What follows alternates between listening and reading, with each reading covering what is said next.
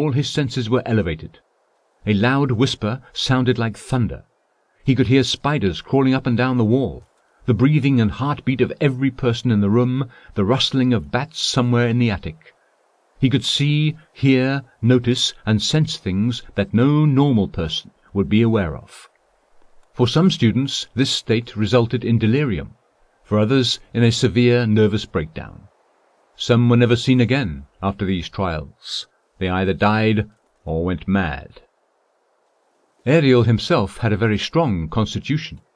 He went through all the trials and managed to preserve his health and sanity.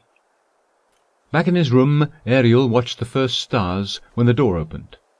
Charaka entered, leading a dark-skinned boy with a frightened face. "Sit," he ordered the boy. The boy sat down like a puppet.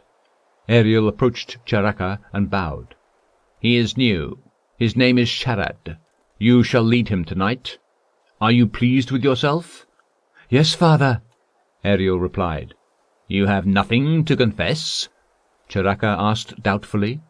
"Perfection can only be reached by he who is never completely pleased with himself." Charaka gazed into Ariel's eyes inquisitively and asked, "Did you think about the past?" "No," Ariel replied firmly. The students were forbidden to think about their lives prior to coming to the school, to remember their early childhood and their parents, to ask questions regarding their past and future. None of the students knew what awaited them, what they were being prepared for, and almost none remembered their past.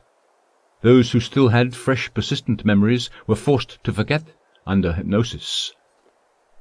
Charaka peered at Ariel once again and left.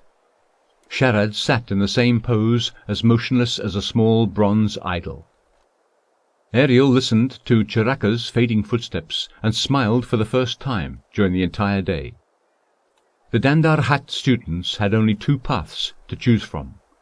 For the majority there was the utter, absolute deprivation of free will, and, in the best case, a completely unstable nervous system.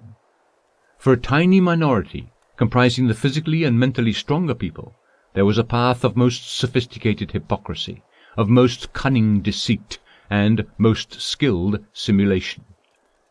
Ariel belonged to the latter group. He was one of the few who managed to resist hypnosis, artfully imitating the somnambulistic state. But those like him were few and far between.